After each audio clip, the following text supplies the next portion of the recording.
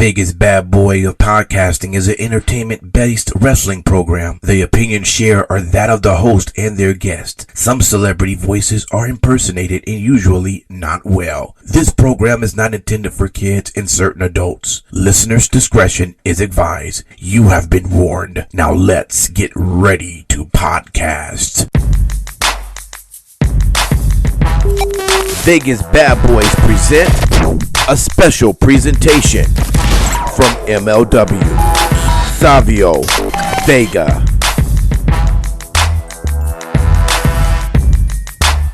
Welcome to another edition of Vegas Bad Boy of Podcasting. We have a special guest, but let me first introduce our other Vegas Bad Boy, Simon Street. How are you? How's everybody doing today? Hopefully everything is crisp. That's what I'm talking about. Matt Michaels, how are you? Doing great and can't wait to get to this interview. Can't wait either. We even have our honorary bad boy with us, Don Ramon. How are you? I'm hanging. I'm really happy to be here. Really glad to get to talk to Savio Vega and hang out with you guys. That's right. That's right. And yes, he just gave it away. Our special guest is Savio Vega. The man has worked in WWE, IWA, TNA. He works for a lot of different promotions. He's been in the game for a long time. We happy to have him with us. Everyone, Savio Vega. Woo! Woo, woo. Hey. All right. Hey, guys. Thank you. Thank you for having me here. And it's a pleasure. And un gusto para mí que estar aquí en los Vegas Boys. Es un placer. Gracias. Thank you.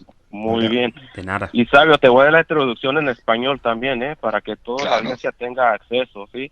Bueno, aquí acompañándonos desde Vega Alta, Puerto Rico, una leyenda en la lucha libre puertorriqueña y a nivel mundial, luchando en cada país del mundo, acompañándonos aquí, la leyenda, Savio Vega.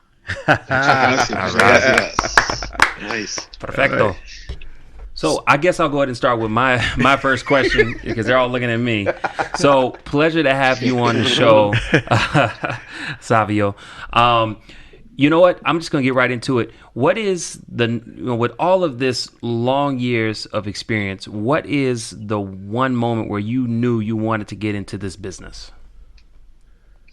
Well, the moment in where I want to get in this business was when I turned this small black and white TV back in, I don't know what year right now. I was maybe, I don't know, man, let's say 10 years old. Okay. To be honest, I turned that TV about 5 o'clock in the afternoon and was Titanes en el Ring, Titan of the Ring, that come from Argentina. Wow. Was like, was a wrestling with characters. All the wrestlers was characters, no? Yeah. Big time.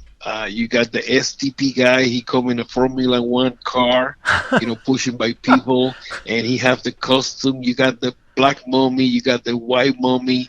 You got the preacher. I mean, it was characters. Actually, the persons, on the characters, and they jump in that ring. So 5 o'clock in the afternoon, I was surfing through the channels.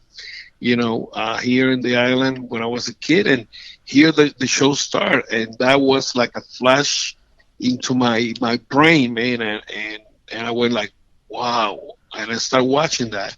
Every Sunday I have to go rush home to watch my show, Wow. And then later through the years, looking, with the other kids in school, we talk about Titans of the Ring, and then the local wrestling come up, and I knew I want to do that. I like that, and I want to go there. I want to, I was looking how to get there, but as a kid, just watch wrestling. Then I went to live shows with different people. Then I see all the shows that was running in my hometown or nearby.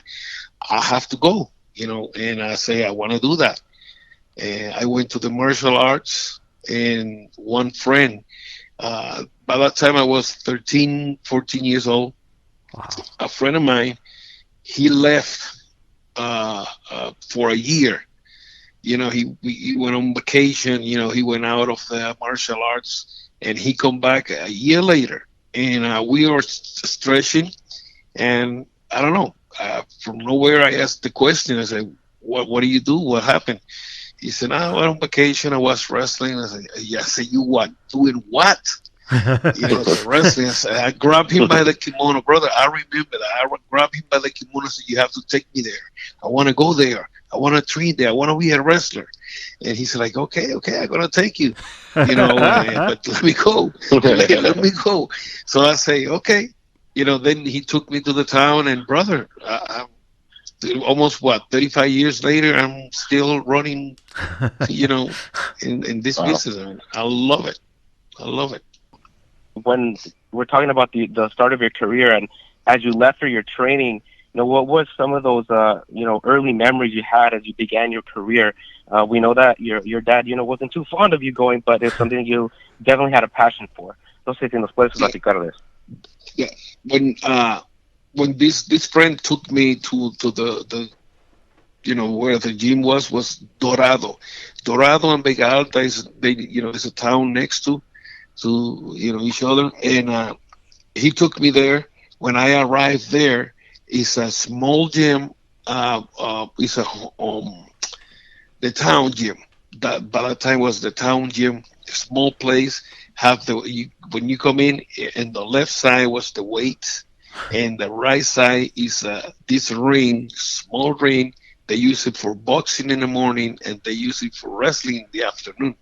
So that's where all the guys got together about 6 o'clock, and they start training.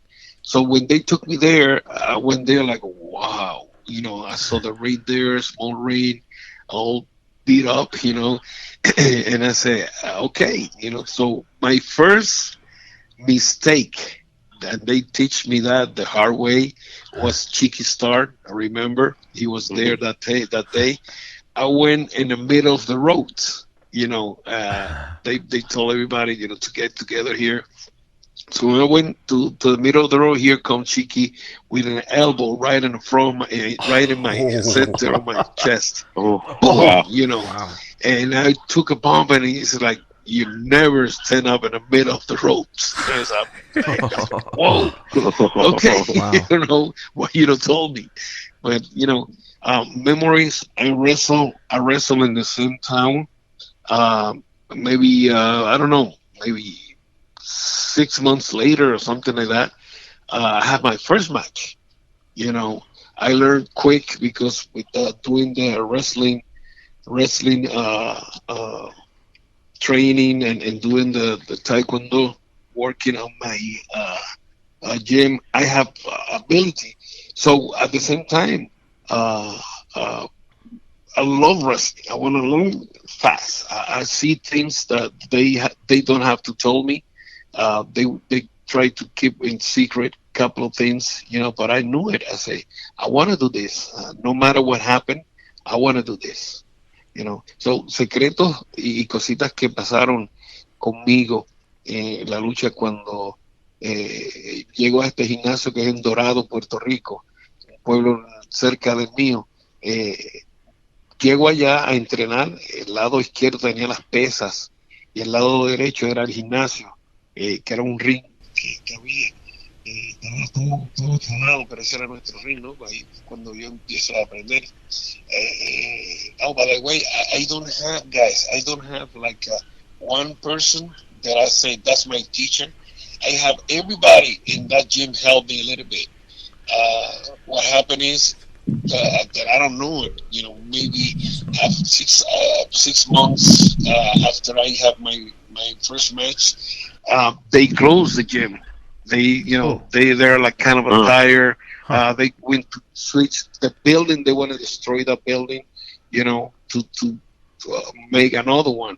And so they closed the gym. So I start working in different places, with small companies around my area, and next to, let me see, behind the building was another, big building for wrestling or for basketball, but it was open. No nobody charged to come in. And that's when I have my first match. Wasn't almost in front of 1,000 people because it was a carnival. It was a carnival in town, and they do wrestling every time they do this. So my first match was in front of a big crowd. You know, and I wasn't nervous. I know what I want to do this, and I win by DQ. You know, guy threw me over the top row, and blah blah blah. You know, and happy for my first match. Then from there on, hey, I start wrestling everywhere. You know, the new kid was making noise. You know, everybody booked me. I was happy for that. The guys held me. The old timers, like I said, they held me a lot to book me in different places. You know. But man, I love it. I love wrestling, to be honest. And you also you got the experience with some of the best guys around, like Miguel Perez, Abdullah the Butcher, Manny Fernandez. I mean, is there someone that sticks out to you who you would think out of all the the legendary people that you wrestled with, coming up and being a new kid, was there someone that sticks out as being your favorite person to wrestle with? Well, once I come into the big company here in Puerto Rico by that time, which was WWC. When that was the big company because they have TV. Right. The rest of the companies don't have TV, so they know what they're doing and they have the money to run. So all the special stuff that happened there, thanks to Gorilla Monsoon, that was putting money there too. Well, Carlos was one of the people that have the percentage, and Eureka and all that people. So they start doing wrestling with the brain and televise it, and the people got hooked. You have every Saturday, brother. You got 10,000 people, 5,000, 8,000 people in buildings. It's sold out, because what they doing was great. So once I got close to the company through the security, first I was paying my ticket. Then I went get close with the security people because two uncles and one cousin was working with them, and I didn't even know it. So when I saw them when I visit one of the shows, I'll get close to them. Then later I say, you have to take me there. I want to go. So I was there wrestling in TV. I got hooked with what they doing. Then I called in. I went to the house. Say, are you going? You working tonight? He said, yes. Can I go with you? I said, yes. I said, all right. So I was going free. Then later I started working with the security. So I was even closer. Doing like bodyguard with the guys, taking care, because the people here in Puerto Rico by that time, they believe it big time, and they throwing stuff to the wrestler. They want to hit the wrestler because the heat or whatever they do, they believe it big time. I mean, a hardcore, brother. So we fight every weekend. We have a fight with fans. We fight every one, maybe 2-3 fights. Sometimes the big Royal Rumble, everybody on top, and oh my God, was heavy. So all the guys, all the security was heavy people. The know how to fight, boxing, martial arts. I mean, you have crazy security guards. So. For crazy people, you need to have crazy guys. This is true. I mean, yeah. So I said because I was there and I know what I'm talking about. So when I start Isaac Rosario, which I thanks him many, many million times. He's the one saw me wrestle one time in his hometown, and he'd say, "Well, I like the way you wrestle. I didn't even know you wrestle." I said, "Yeah." So I said, "I'm going to talk to Carlos." So he talked to Carlos, and they say, "Well, if you wrestle, we'd like to have you here. Go wing. This is a Saturday," and he say, "Go Wednesday to do TV." Wow. I said, "Okay." So Wednesday I was there to do jobs, and that's my first time now from be in the crowd, be in the security. I'm inside the dressing room now with these superstars, so I start working, doing my jobs. I work with the Estrada Senior, which was the super medic by the time. I did a tag team match with one of the Bret Hart's brother that he was living here in Puerto Rico. And I did another match. I don't remember who was, to be honest. But that's my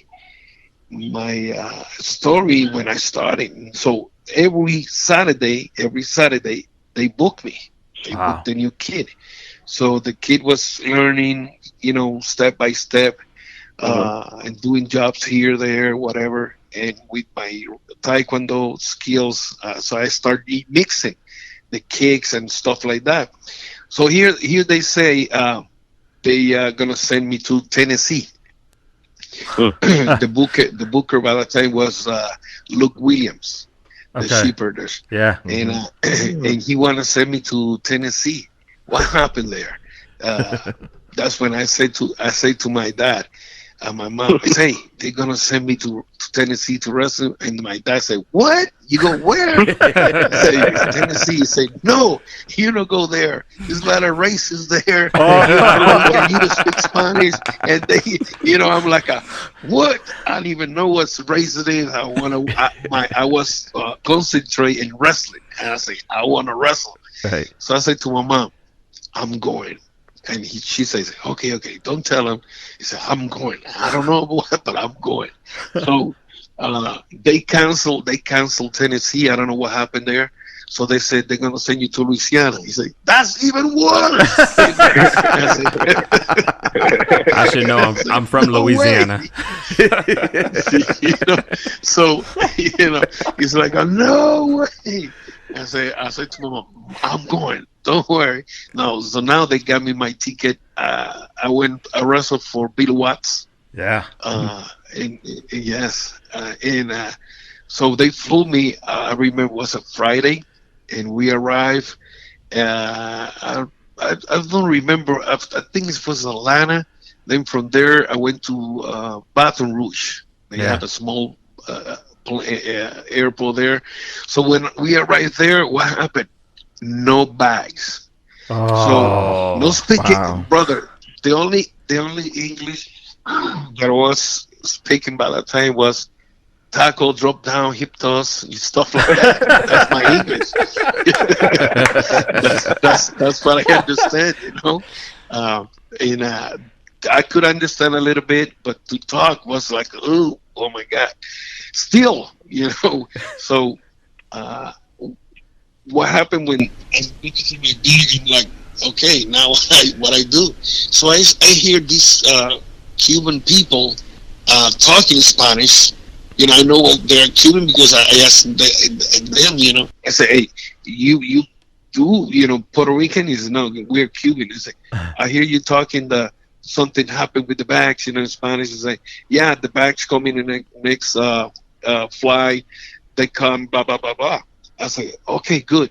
So I'm waiting for somebody that gonna pick me up. Who's supposed to pick me up was Presley Smith, Jay the Snake's father. Okay. So, Okay. Yeah. And I was waiting there, but no bags. And they say the bags come in and explain about 9:00. I said, wow. So, all right, I just waiting there. The bags arrive. I got my bags. So now panic start getting on me. I'm like, okay, nobody's come to get me. I'm getting nervous, what I'm going to do. So I jump in and I grab a phone and I call my mom. And I call home, but my mom pick it up and say, nobody's picking me up. I'm gonna buy another ticket and I go back home. Oh, She say, no, yeah. She say, no, stay there. Somebody gonna come. You see, everything gonna be okay. I say, okay. So I call Luke Williams, but by that time was no cell phones, just home phones. So I tried to get in touch with him, and somebody in home said, no, they went to Ponce. Ponce is in the other side of the island, Oh man. south area. So they have a show over there. They start at 8:30. It's like 1 hour difference. The East Coast, I believe so. So I just wait. The airport closed at midnight. Mhm. So it was another guy there and me. What happened is Christopher Smith was in Alexandria. They have a show over there. So I have to wait. And about 12 o'clock, 1 o'clock, around that, I got in touch with Luke.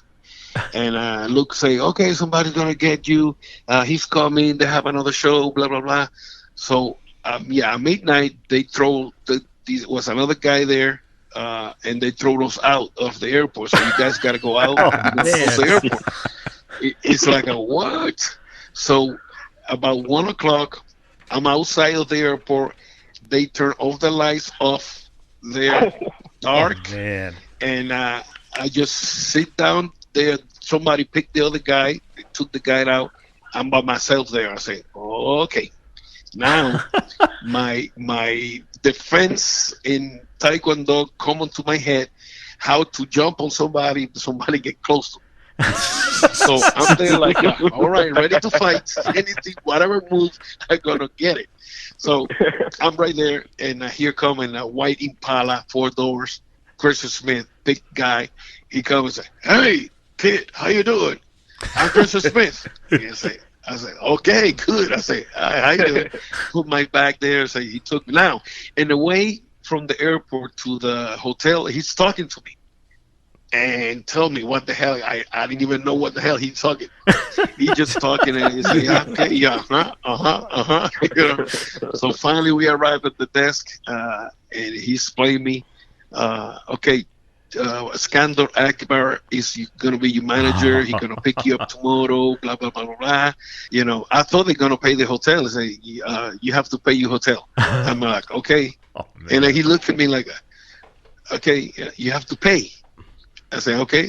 Yeah, but nothing. So the lady saw what happened, and she starts to speak Spanish. I say, okay, this is what happened. I said, oh, my God, yes.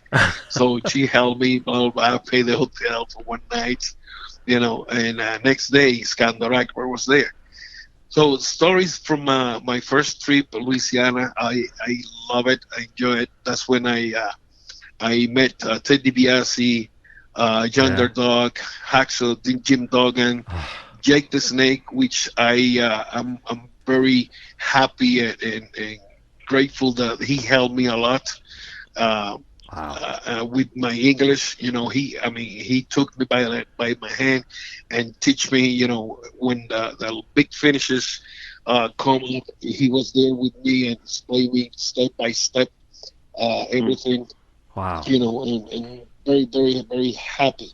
Every time I saw him, I'm hugging, and I told him, what he did for me, and I'm happy, to be there.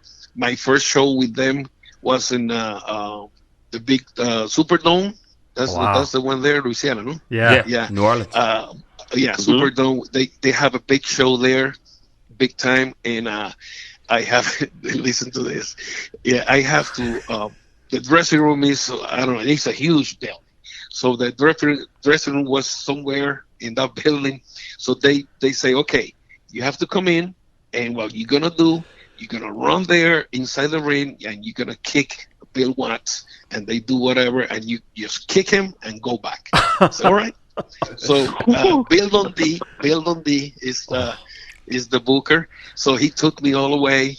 We took a little golf car, and we went all the way to this area, and I used glasses. blind. Wow. And he say, "You see the ring?" I say, "No," because there's a lot of people around. He said, "Okay, stay there. You stay there. You're gonna run when I told you, and go inside, kick Bill Watts, and get out." I say, "All right." So he say, "All right, ready?" He say, "Yeah." Now the nerve, I start shaking a little bit. He say, "Go, brother." It looked like I'm gonna do a touchdown. I'm running, and running, and running, and now I'm getting closer and closer. Now I see they have a big fence. You know, the rails. They have the rails, Oh, no. and I'm looking for a hole, running like a maniac. I'm looking for a hole to go through. Oh. No holes, so I jumped the fence. I went inside through the people, jump inside the ring, kick Bill Watts. Down he go. When I get out of there, I don't know where to run, and I jump on the table. They have a table next to the ring. I'll destroy the table. Wow. So here I'm running. I'm running out of the ring, and I saw this police. I mean, to me, you know, was like here in Puerto Rico.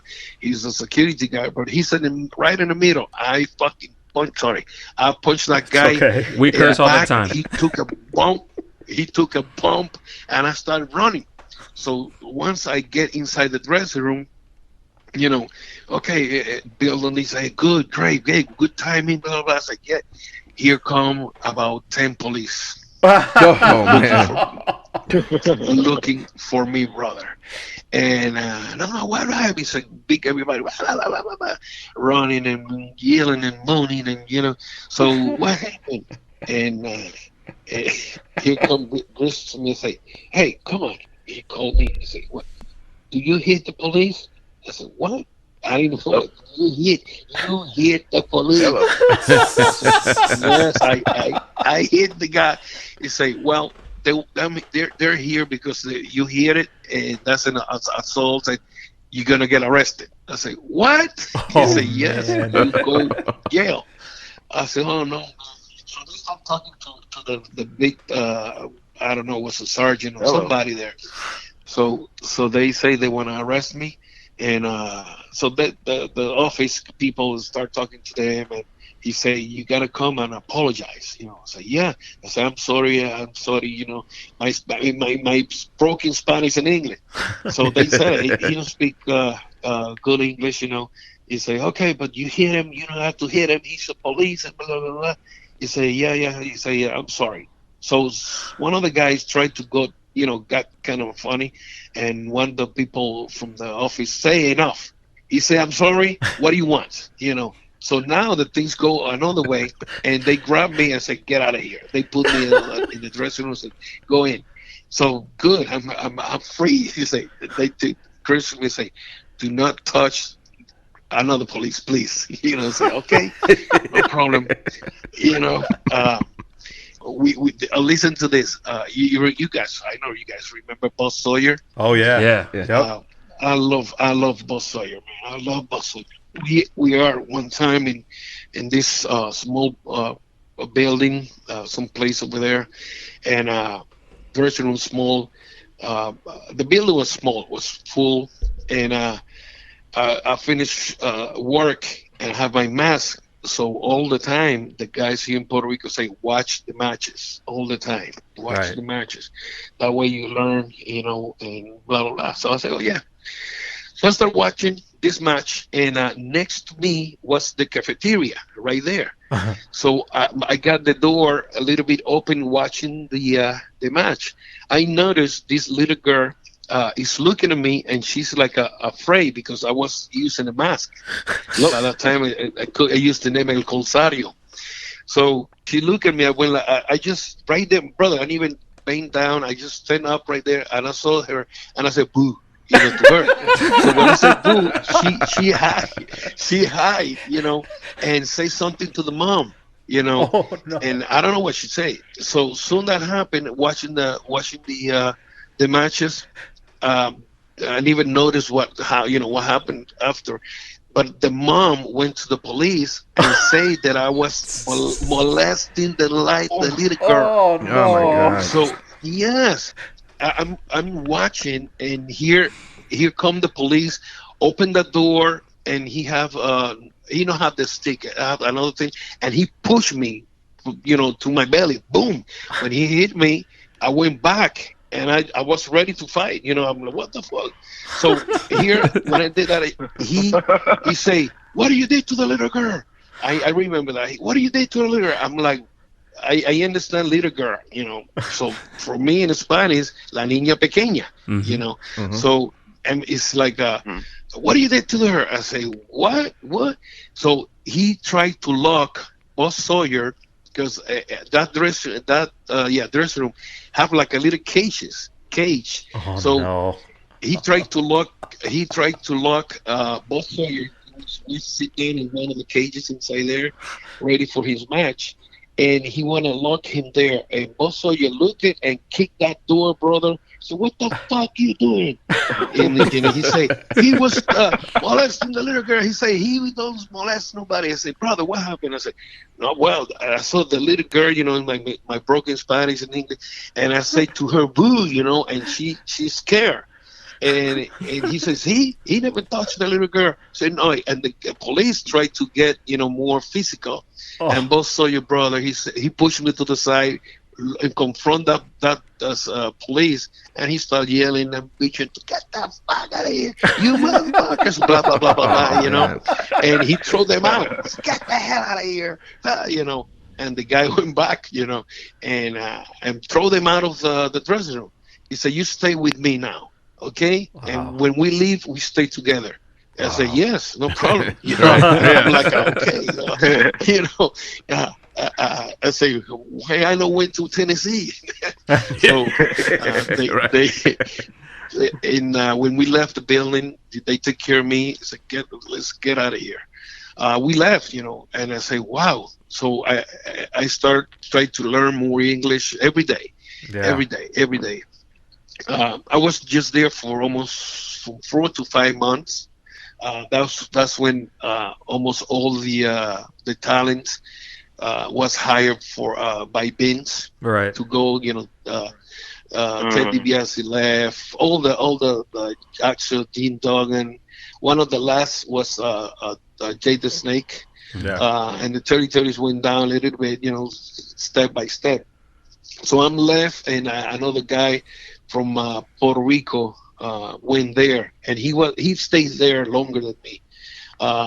So when I went back to Puerto Rico, and I was here for 6, 7, 8 months.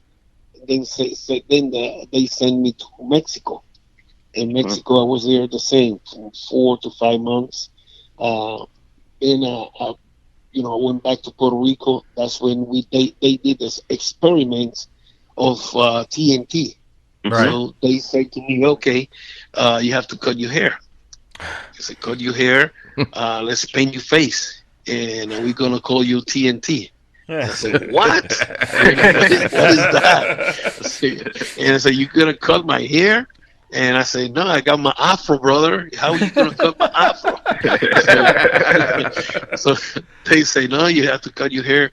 So I said, "Okay." I went back home, and I said to my wife, "Okay, I have to cut my hair." And she said, "Well, cut your hair? Why?" Because I tried to explain, and I say, "Well, if it's gonna work, I'm gonna do it." So here come. I shaved my head. Next day, I was getting sun to get I did a tan. I went to the office. They saw me, look at me, and laugh a little bit, and they said, "Well, you have to paint your face." And we do a lot of experiments. I did a lot of experiments with different painting and how we're gonna paint. I was drawing in the paper. I draw in the face of the people how to do the painting. Yeah. How I'm gonna do my modeling. What I say? How I'm gonna, ¿cómo se llamaría el modelo del el modelo? Yeah. Exactamente. So yeah, talking about like the character model and how he was going to design and come up with it. Yeah. Yeah. So I got the paper and the faces of the photos. I start drawing what I want to do.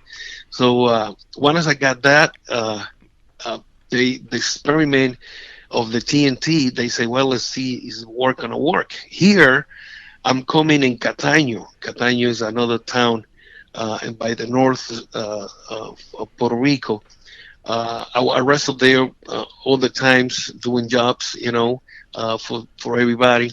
So this is my breaking point. Yeah. In where Invader number one, Jose Gonzalez, he was walking he's walking with me towards the entrance, and he said, "Well, this is the opportunity. If you make it, good. If you're not, you out. Wow. You got just this opportunity." I said, "Don't worry. I know what I'm gonna do. I got this." And I knew it. Because in my head I trained for that. So this is my opportunity, the big opportunity that I have to do something. So a profe, Angelo Rivera, they put it with me together. So here we go outside. I did 3 matches for TV that night. And I know they send the kids. I wrestled with them before, with 2 of them. They send them to shoot me, to let's see, if he passed the test. But already I have almost 2 years working with many other guys, in Puerto Rico, then Mexico, then Louisiana. So I got I think I was having the experience already. Right. So they tried to stop me. I said, nobody gonna stop me. This is my opportunity. I'm the heel. I'm the boogeyman there. So I did my match. They gave me the time. Let's go home, and I did my job. And the people started, ooh, who's this? So the story with TNT later, because the company lose the big top heel. So they don't have a heavy heel. So they start make me that top heel. So almost for a year, and even lose a match. And all the time was that we won Carlos Colon, the Universal title, right, and blah, blah, blah. And every time I beat everybody. Everybody in the roster, I beat everybody. The Kick, the Cobra Clutch, Sleep, all the jobbers, it's nobody left. So the story with Carlos, we did that, and we went to an anniversary show, and we sold out the L'Oreal Stadium. Wow. And next to that building was the Rubén Rodríguez Coliseum, and by a screen was half full too. Wow. So people was watching in 2 buildings, and Hugo Sabinovich told Carlos, this is the opportunity. Put the kid over. Hurt yourself. 6 months out. You rest. And we bring meat to the kid. Put the kid strong. Then you come back. We have another big house. And Wow. Carlos said, no. We cannot do that. And he said, we go 1 hour draw. So that was my first hour draw. Wow. And in a big time, big show. So we went 1 hour, and week after we come back to the same building, and nobody there. The people was pissed because the story that they waiting for was the new kid win or Carlos win. But right. they want me the win because my character TNT here in Puerto Rico went strong big time because my Taekwondo skills. Right. They never see the other martial arts gimmicks come to Puerto Rico, but nobody was doing the right way the kicks. The kicks Right. was, okay, well, he threw a kicks, but the way I was doing the kicks, because I was big time stretch, high kicks, doing spin and kick and doing crazy. By that time, nobody was doing that. So that character Savio, really quick. See. So you actually were doing essentially strong style before anyone even came up with that idea of what it was called.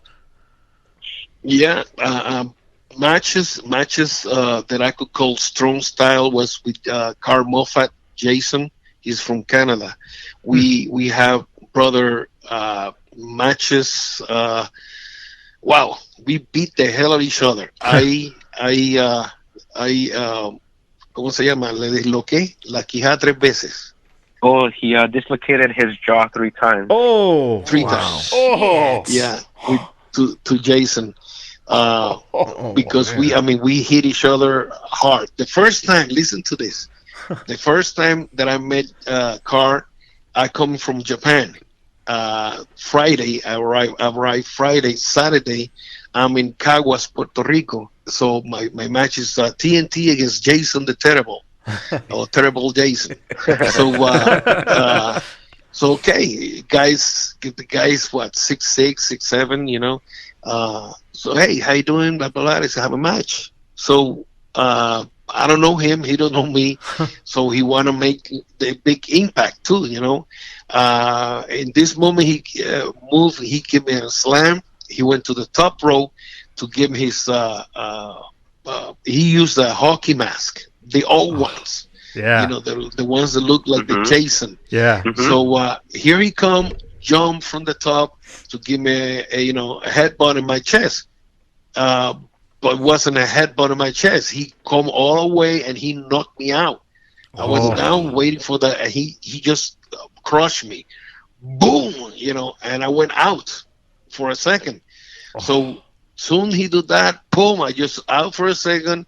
Then I jump. Boom, ooh, it's like coming from a dream. And I remember that I just went on 4, and I start breathing deep. That wasn't the first time that happened, a knockout in wrestling. So I start breathe hard. Now once I got the timing right there, brother, I get up and I start kicking that man like a maniac. I start beat the hell out of him. Bing, boom, but kick. I mean, straight kicks. I'm black belt in Taekwondo, and that my teacher teach me how to beat somebody hard, So I start kicking that man. Boom, boom, boom, boom, boom. So we don't fight. Just I give him back the receipt, you know. And we finish. From that moment on, that man and me, we had the best matches ever. We work hard, big time. I have a big cicatrice scarf in the middle of my forehead because we did a match, and that week we wrestled 7 days. For 2 weeks we 14 days straight around the island because the business was so good. Everywhere we go, it was sold out. So I never stitched it. And every night, that son of a bitch hit me with a mask, and I was bleeding. Every night. Wow. I said, no, brother, it hurt. Hurt me already.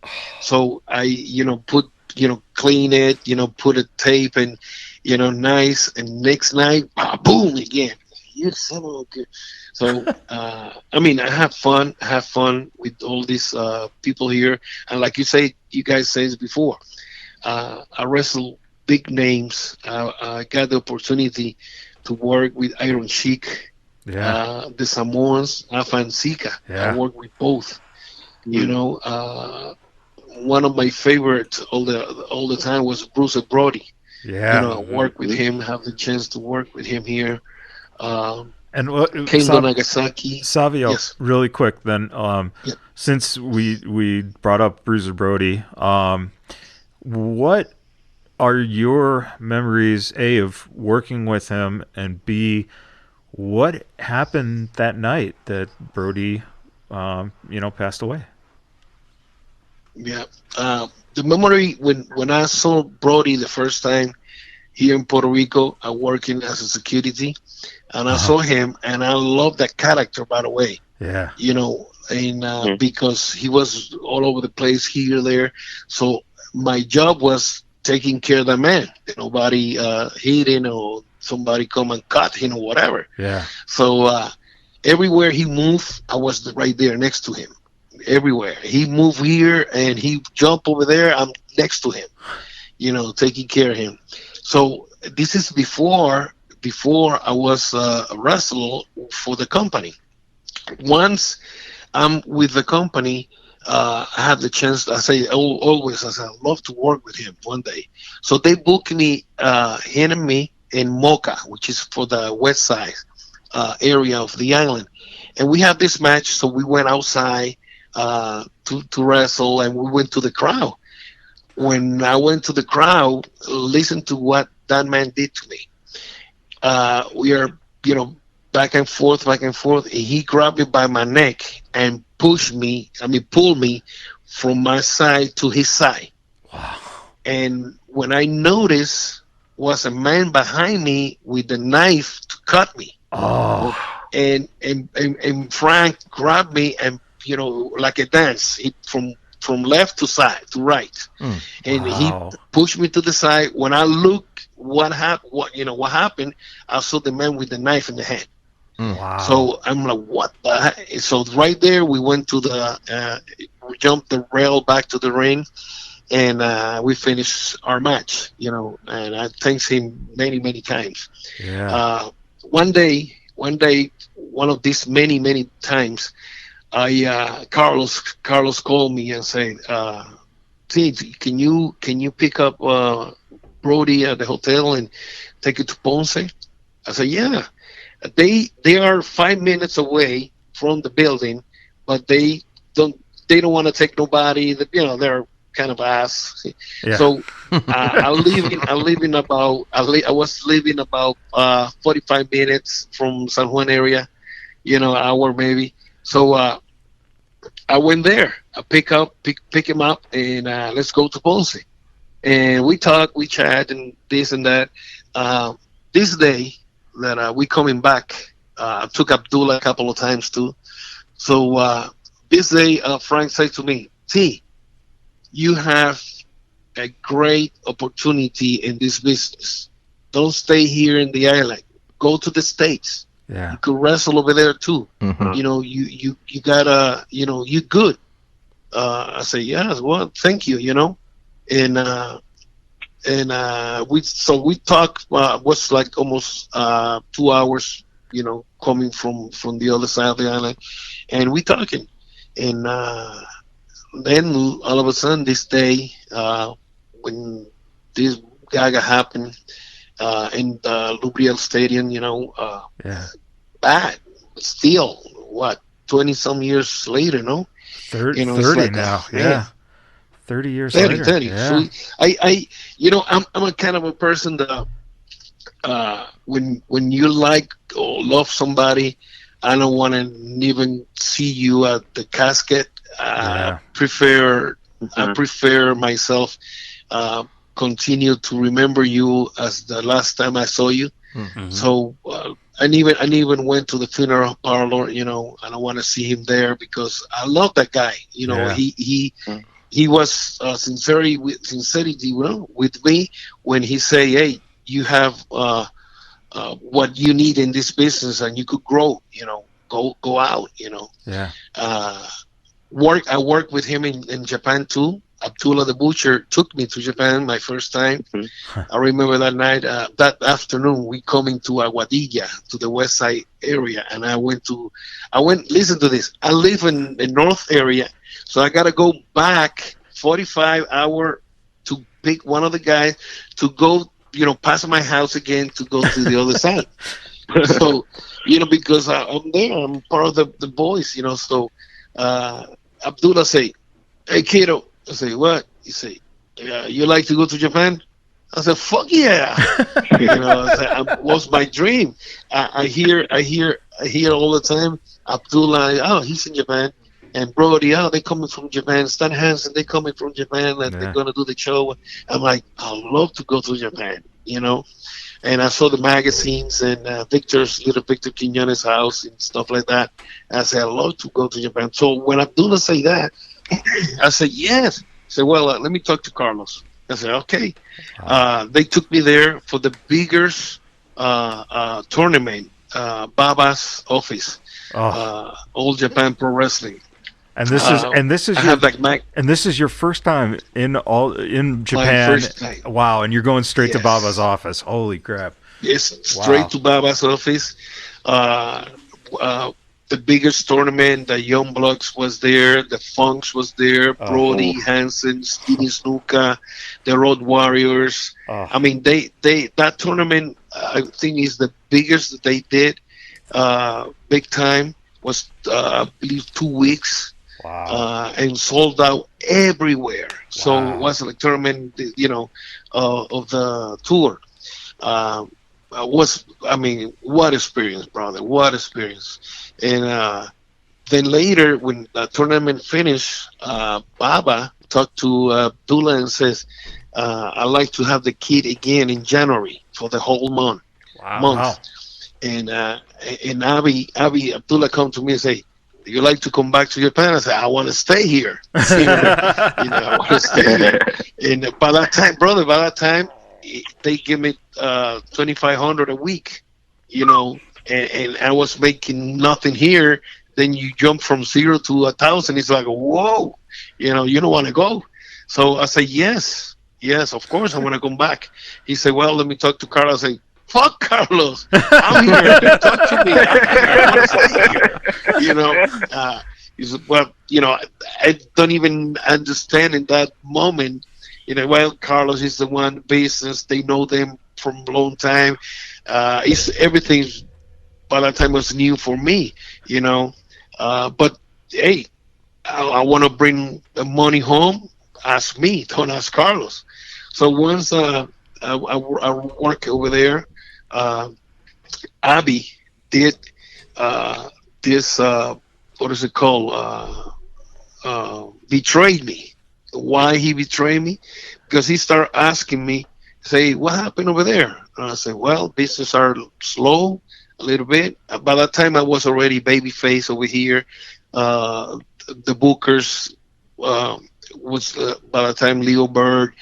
Then Eric Embry was the booker too. I mean, they changed many bookers, and the business by that time was slow. Right. Because everybody was kind of pissed with the company.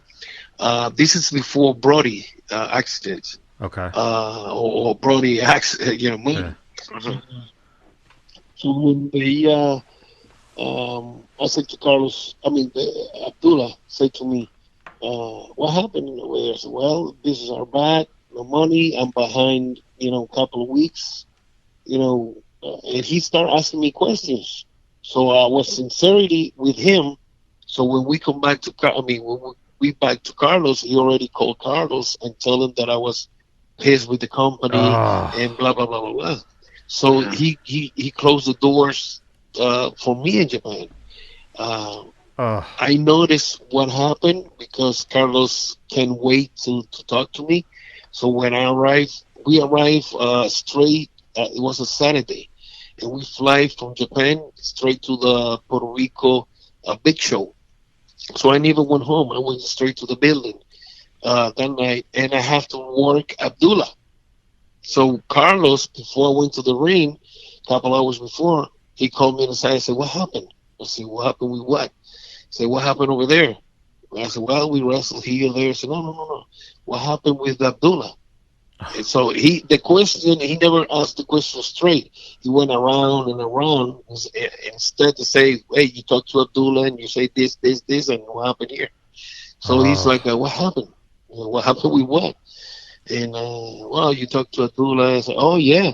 And why you tell him that? I said, well, I tell him because I said, true, I'm behind here. And he asked me if I'm going to wrestle over there again. I said, yes. And but you shouldn't tell him that. I said, well, I'm being sincere with him because he asked me, how's the business in Puerto Rico? And I said, well, they're bad, and you know that. So he got a kind of a piss, nothing happened.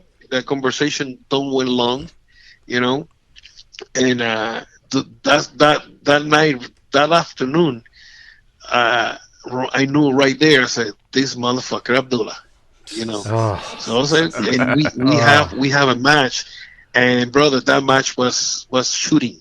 We shoot each other because when I have the opportunity, I put my foot on his face, boom, and he was chopping me, the straight with the fingers in my throat, and I was kicking, and we hit each other a little bit, and then after that, I even talked to him no more. I said, "Fuck you," and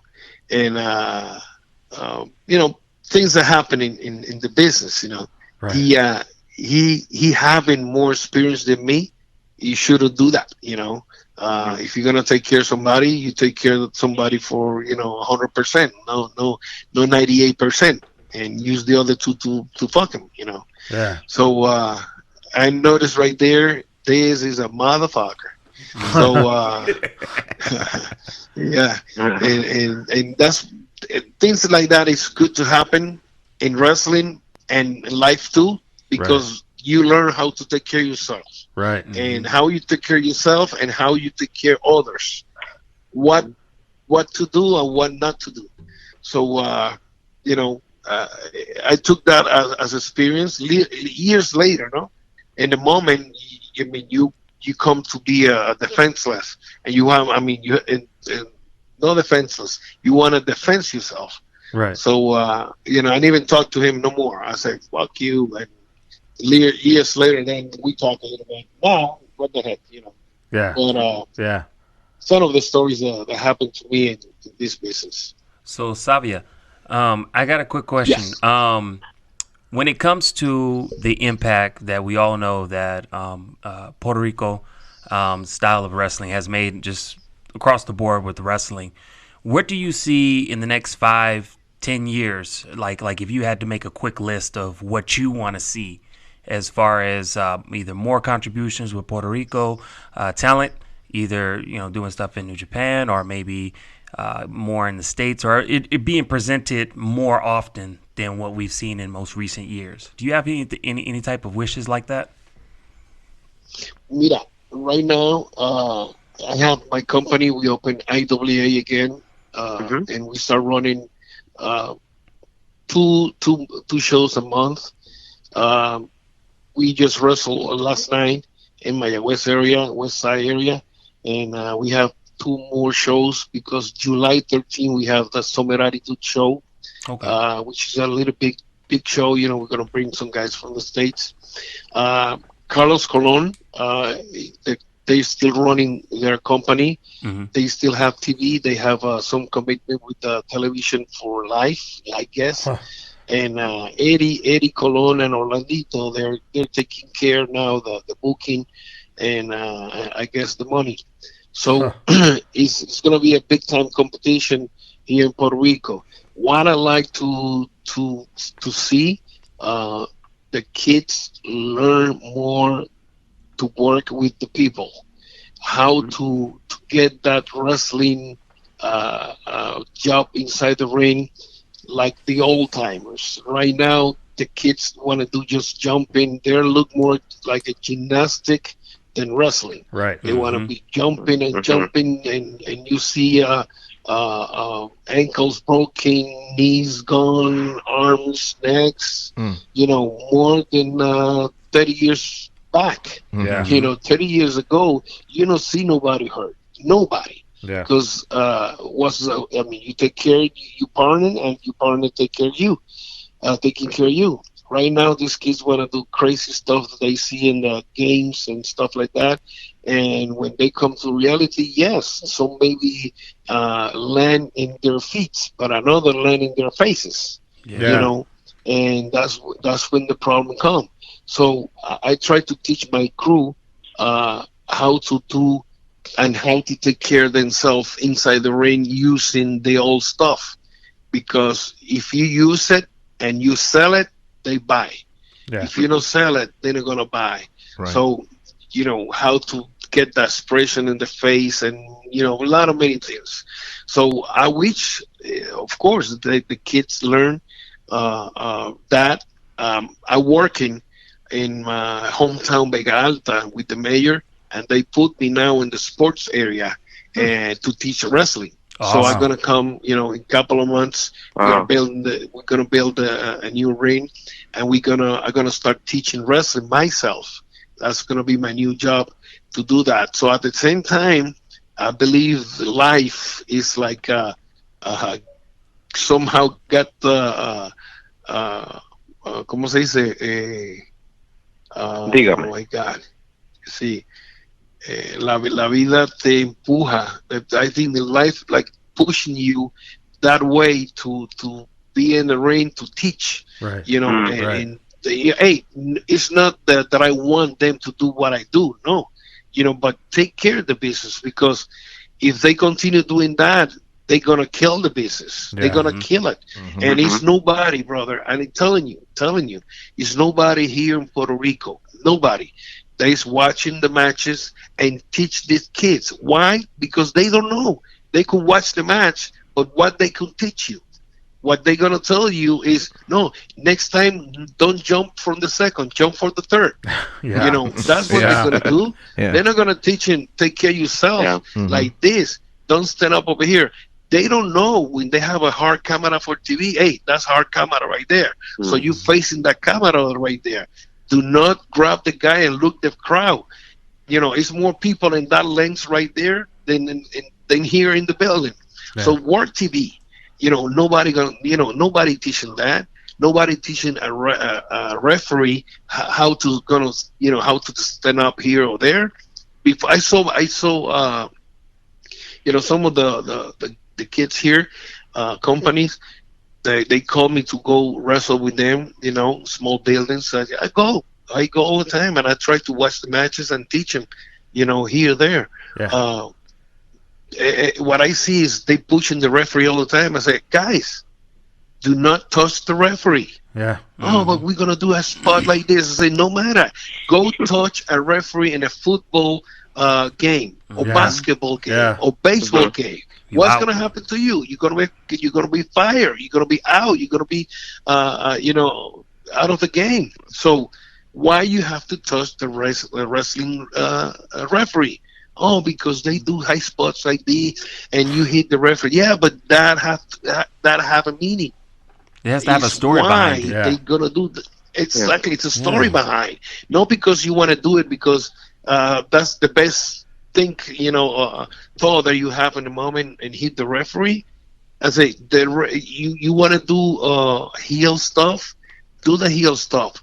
Use the wrestling rules. Yeah. Straight, and it's going to work, but do not touch the referee. One of the most important person in that ring is that referee, because if he's not there to do the final count, like so many times we know, the referee fucked up and he stopped on 2 when supposed to go to 3, and at that moment everybody look at the referee, you motherfucker, of course. So when they do it right, everybody's happy. So that guy right there is very important. He needs to know what's going to happen in the match, so he knows where to stand up, how to take care. Lately, 3 years ago maybe, what happened to the Perro Aguayo Jr. in Mexico. Yeah. What happened to this guy now in London? Yeah. Referees don't know. Yep. The referees don't know. I saw the guy, El Perrito in Mexico. When that happened, Conan is pushing. The referee never watched the tape.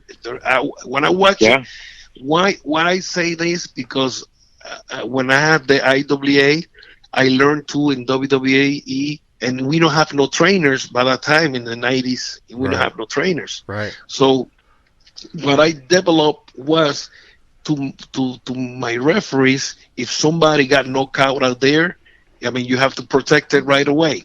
If somebody got hurt and he said, "No, I'm okay, I'm gonna continue," you're gonna notice in the boys. If they go, "Oh no, I'm this and that," stop it, stop the match. Oh, because I'm gonna win the title. I don't give a fuck. I mean, you win it tomorrow. One of the examples that I always say when late Owen Hart gave the tombstone to Stone Cold Steve Austin.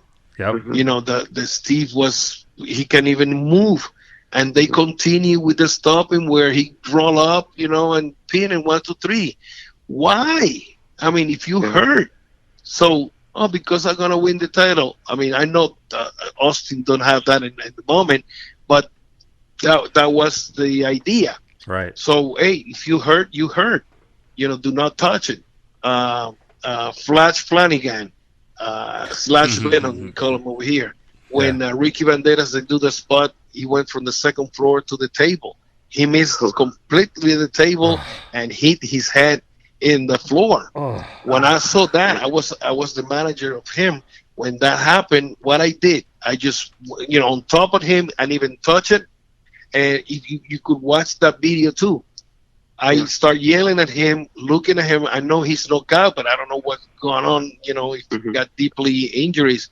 I start yelling at him. If you notice, you're gonna see all the referees coming out, because I always tell them if something happened there, you guys gotta go out there, because they want to protect the business or whatever, to say back and forth in the dressing room or take care of the situation is the ref. So if you see that video, you see the referees around, and right away I start directing traffic. I send one of the referees to the second floor to Ricky. I said, tell Ricky to stay there. Yeah. And I start talking to Flash, and I say, hey, brother, you okay? You okay? So he said, yeah. I say, stay there. Do not move. Don't move. I say, where you at? And what he say? He say, Louisville. I say, fuck. I say, stay there. I remember I say, stay there. Do not move. Do not move. Now he start laughing. At me. He say, I'm in Puerto Rico. I said, okay, you okay? So I said to the other referee, I said, tell Ricky to come down. Do not touch it. Just pin him, but do not move him. Just pin him. So we finish this. So I said to Slash, stay there. I said, no, I'm okay. I said, no, you're okay. You stay there. So here come this is, brother, a full house. People are yelling. The people are like looking to the guy. Oh my God, he's dead. So here comes Ricky and fucking Ricky. I said, I think the message was there, but he just like jumped on him, cover him like a maniac. 1, 2, 3, people happy. And the best part is here, we continue with the story. Here I come with the bat to hit Ricky in the back. And right there, Ricky is raising his head. And I just grab Ricky. I hit him with the bat right on top of his nose. And he started bleeding. Brother, he started bleeding like a pig. And I said, oh my God, you could see the el chorrito de sangre. ¿Cómo se diría eso? The little trickle of blood, you could see it. Yeah. So when I saw that, I went, oh my God. So I put pressure right there, walking with him to the ring. So I put pressure on him, and a little bit I say, what the heck? You're going to bleed anyway. And right there, I punch you. Boom. So we continue with the story of what we're going to do inside the ring, So, but at the same time, I was telling, I told the referee to take the Slash back to the dressing room, and we used that as a story for the week after. And that was big time. The news covered that too here in Puerto Rico. Wrestler was throwing for the second floor, blah blah blah blah blah. And that gave us a little publicity. But talking about what you said before about the Brody, that day, brother, is a sad day, big time. I don't know to say right now I'm part of that story, sad story. Yeah. Because I always arrive early to the building because I never let the people see my face. I use a mask, a hockey mask. No hockey for the call. You just the ninja. I call it the ninja mask. Yeah. You only you see the eyes. Yeah. So. Because I paint my face, so the people only see me with the painting or with the mask, and I'm out of the building right away. So that day I was there 5 o'clock in the building. The show started 8:30. I took my time, put my stuff over there to paint my face. Here the guys arrive from the hotel. I say, I don't know, 15 minutes, maybe. Thinking in time now. That's when Jose, went to the not the dugout area, but halfway maybe, Right. and come back with the towel and call Frank. Hey, can I talk to you? Like all the time. That was the To go esa over era la manera. Yeah, let's talk about the finish the and stuff finish. like Yeah. that. Yeah. Yeah. So all the time, this company taking care of the kayfabe big time. So when you want to talk to somebody, you go private and sit down over there and discuss everything. So I saw the Jose call Frank, and they went to the showers. So I went to the other side, which was the bathroom area and the sink area. The mirrors was there. So they are in the other side of in the showers, completely upper side. No upper side, the other side. I mean, Yeah. it was divided the showers and the bathroom area. So here we hear a big whoa, whoa. I thought, to be honest, and I don't know why, that Frank was jumping on Jose. Huh. Jose was kind of an asshole, Yeah. but I don't know why I thought that happened in that moment, and so I run out of this area towards the bathroom because everybody started yelling, "Hey, what happened?" Yeah, yeah, So when we run inside, I pushed the guys and I went all the way inside. And here on the left side of the showers was Jovica grabbing Invader by the waist. Wow. Carlos was in the middle of Brody. Brody was on the right side. Tony Atlas was on the right side, and Carlos was kind of in the middle. And that's when I saw Jose with the big knife and tried to cut Frank's. He shoot the knife to his head, but when he grabbed him by the ponytail, he cut the ponytail. Not the whole ponytail, but cut some of the hair. Right. Because he have a long hair. When he shoot the knife, cut a little bit, so that's when Frank could get out of there. So when Frank coming out, grabbing his belly, he tried to walk to the dugout area, to the ring area. So as I remember, I say to him, "Don't go there. That's a ring area." So the doctor just arrived and say, "Stay here." I went outside with Chris Youngblood to the office, which was next door. Right there, I started banging on the door. Nobody was there, so I run to the front of the building, and here come the manager of the building. And I say, I was so nervous. I was yelling at him, "I need to, call the ambulance, somebody stop invader stop." I say to him, Brody, and he say, "Where? Let me see." And I said, "Well, you don't have to see nothing. Call the fucking ambulance." Right. And so the person was there to call the ambulance. By that time, here in Puerto Rico wasn't that 911 stuff like that. Next building, which is the Ruben Rodriguez Coliseum, was Menudo, which was one of the singer group here in the island.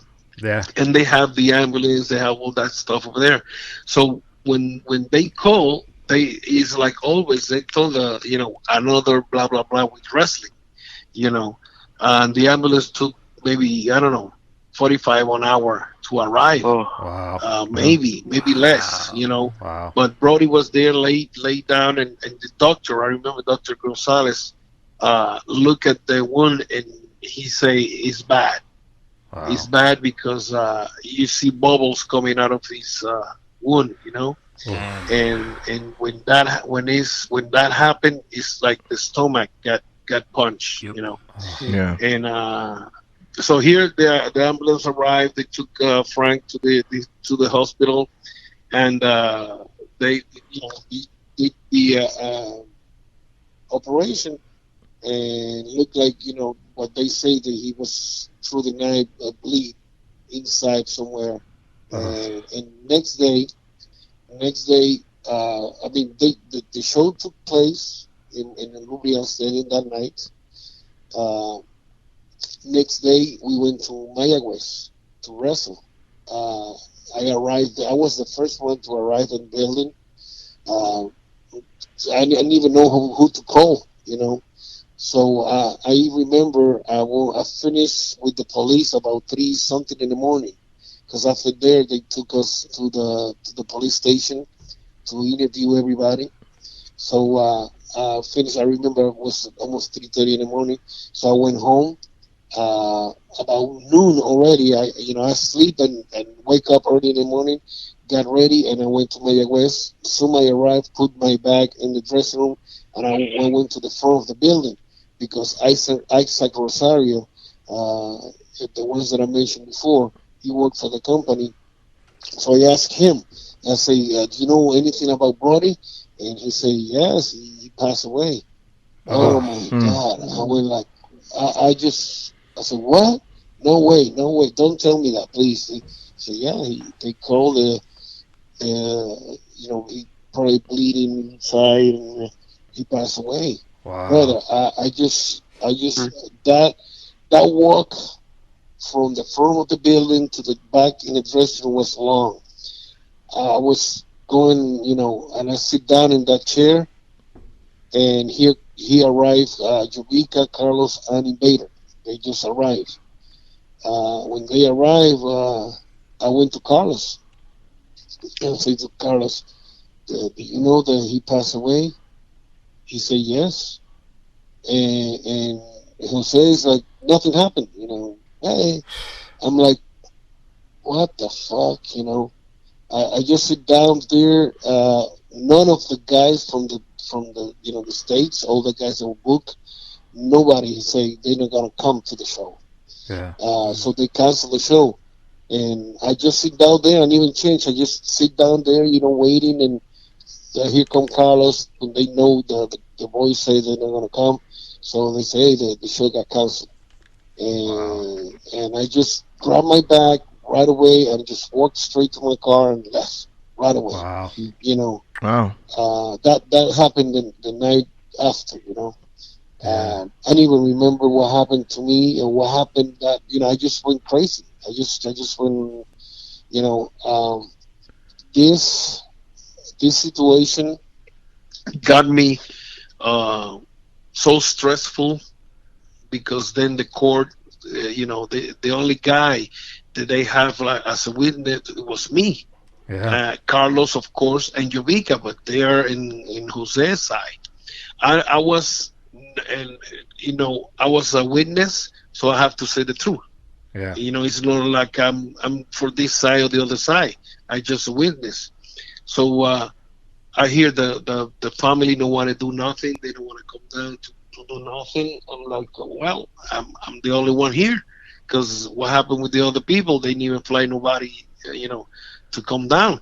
So I went to court and they asked me this question, so I answered the right questions. I don't have to lie. I don't lie there. If we have the chance to see my testimony, it's gonna be the same one that I say to everybody. Yeah. Uh, and I remember the judge says, "Well, you finish, brother." I wasn't there any less than 15 or maybe 20 minutes, Wow. to be honest. Damn. Uh, Judge said you could stay or you could go home.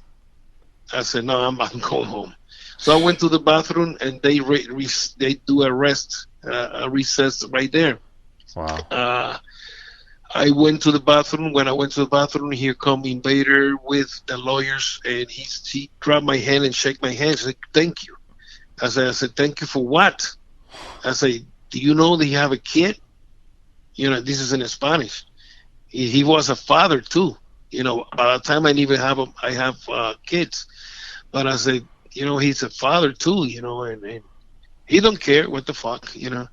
Uh, but one day between the before the court, here come from Ponce, the same way that I was taking Frank before. And here coming, you listen to music. Come this music in where it's like the guy talking about his son. brother, I start crying and crying and crying. The stress that I have, and coming in the highway, so I have to take this left turn, and I do that without seeing. I didn't even see. I just Brody, what is it called? Empañado. Empeñado como mojado. Sí, mojado. No veía bien. Yo no veía bien. Like his eyes were very watery, like very, like you couldn't see almost.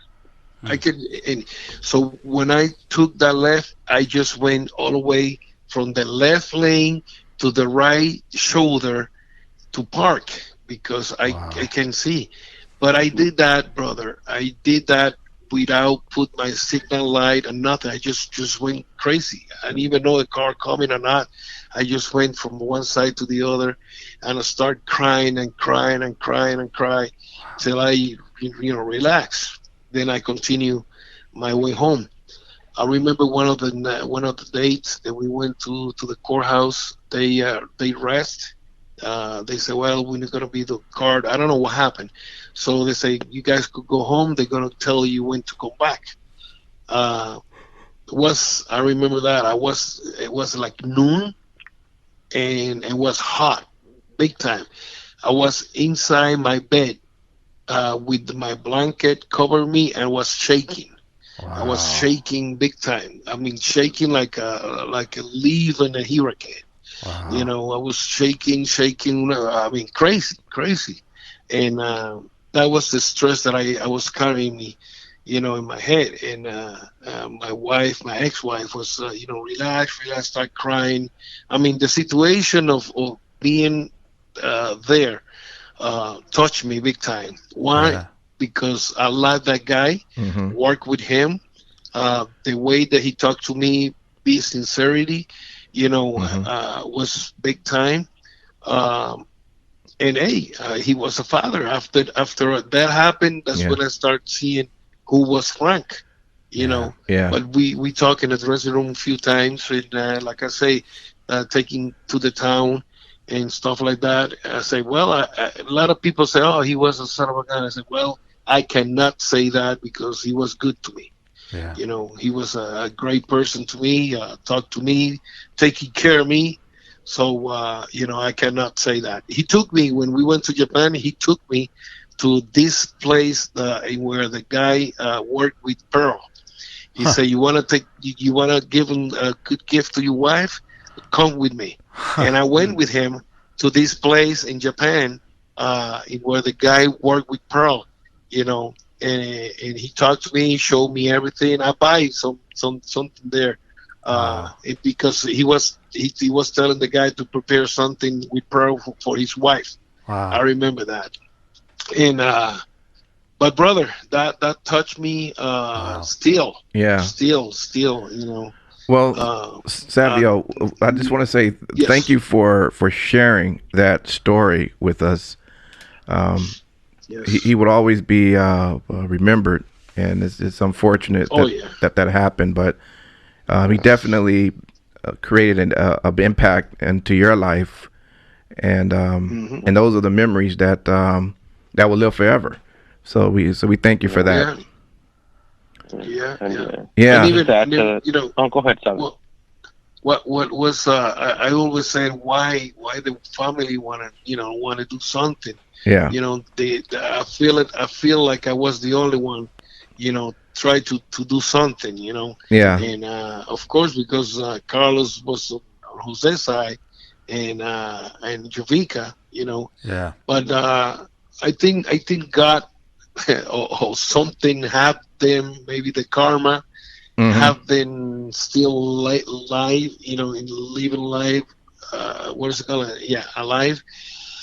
Because something's gonna happen. I don't know. Yeah. Now the Vinceland video come out, and they expose an idea of the Frank was to buy the company.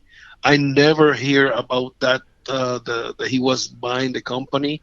People say, "Oh, it was about money," I don't know if it was about money, because if it was about money, that was business between him and the company. Right. I don't have to do nothing with that. But I never hear that it was about money. Now they sport we're gonna call it, they talk about was that Frank was to buy the percentage of Gorilla Monsoon, Right. and they want to fire people. That's new to me. I hear something. The inversions invest in the company, Yeah. but I never. That, to be honest, is new to me. Is new to me. Yeah. And the other strong theory was when they wrestled in WWF, the old with the old Vince McMahon Sr. Right. Frank beat the hell out of Jose one time, and Jose was with that in his head. Right. That Yes. he was because Frank beat him up. Yeah. So when once Frank over here, this is yes, I hear about it. They don't want the wrestlers to come in shorts, and Frank all the time come in shorts because hey, he's coming to the island. He see this as a paradise, so it's hot. So he come comfortable, a t-shirt and shorts. Right. So they tell him, Frank, you do not come in shorts, because they want the wrestlers to dress nice. It's like Carlos and Vika, they're always with suits, but who was making them motherfucking money? They, Yep. Yeah. So they could afford coming with suits. So with whatever we made, so we dress nice, and so Frank that day he show up in shorts. So that of course was premeditated by him. One of the things that I see, through the years, you hear questions, you hear people talking about and this and that. Jovica never was in the dressing room. Never. He was always in the front selling tickets, and that day he was there. Wow. Sitting down there. So he know, and I know that motherfucker knows something's gonna happen. Yeah. Yeah. And another fucking, I'm pissed off, brother. Sorry, but That's okay. thinking Say- of that say how it is. made me pissed too. And they say it was a self defense. Right, And yeah. Brody bring that knife because they have the knife in his purse. That purse was in the floor, closed when I saw him, and the knife that they say that Brody bring was longer than the purse, so it was impossible to hide that knife there. Yeah. And another thing is, if it was in self-defense, why the knife don't appear there? Why the knife disappear? Right. Yeah. Yep. Good point. Yep. Well, if you attack me with a gun or the knife or whatever, yeah. and I have the chance to take it from you and use it against you, why are you gonna hide it? Right. That's Yep. true. Why? Yeah. I mean, fuck. And- So Savio, right there, yes, go ahead. no, I just wanted to really thank you, for bringing this all up and bringing it to light. Like you were saying, this is truly how you keep someone's memory alive, and Hmm. we carry forth. And Yeah. the follow-up question I was asking is, how do you commemorate him? And it seems like just keeping his story alive, keeping those good memories you have of him, and really thank you for giving us this time to listen to these stories. Yeah. If you see my phone, I have many photos of him in my phone. Because I like the guy, man. I still yeah. like the guy. Man. No, I understand. Let me ask you this, Savio, because Yes. we're going to be ending soon. When we again we appreciate the stories and everything. Do you have? And I'm talking too much. No, you're okay. You're fine. Can you give us all of your social media handles?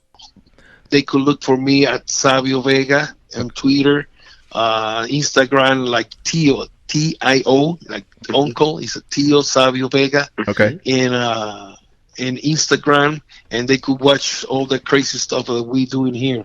Got you. We wanna have good shows, good wrestling for the world. Savio, we appreciate you for again coming on. We got to have you back because it seemed like you have a lot of stories and we want to hear them all. So we definitely going to have you back. Yeah. And until then, and Don Ramon, thank you also for helping out as well. And of course, gracias. You did all the translating for me. I don't have to do anything. I know. Sitting here enjoying the stories. Oh my God! Right? Awesome. So with that, stay tuned and listen to some of these events that might be in your area.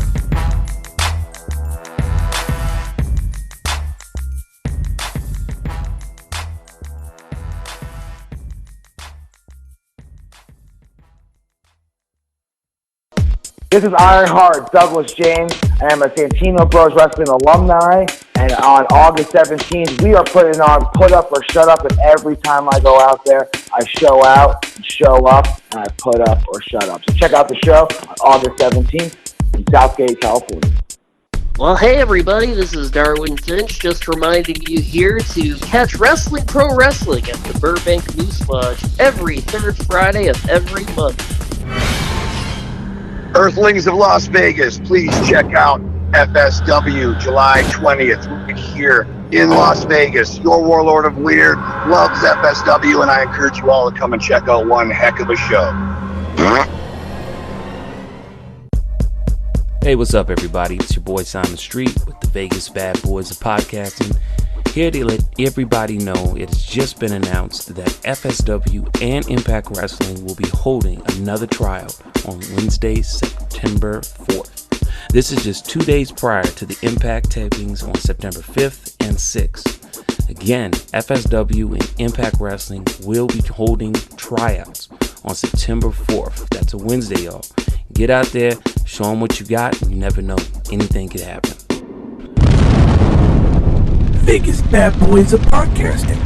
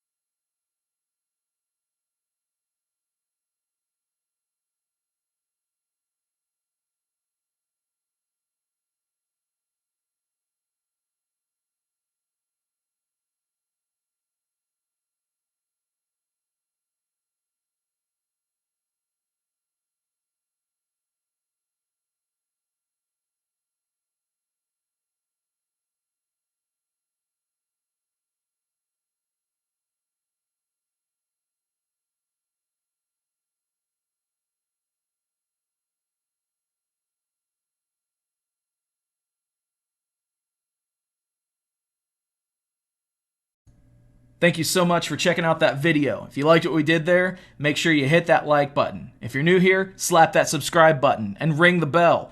That way you can be a part of the notification squad. Follow us on social media at Vegas BadBoyz with a Z on Facebook, Instagram, and Twitter. And until next time, we will see you in the next video.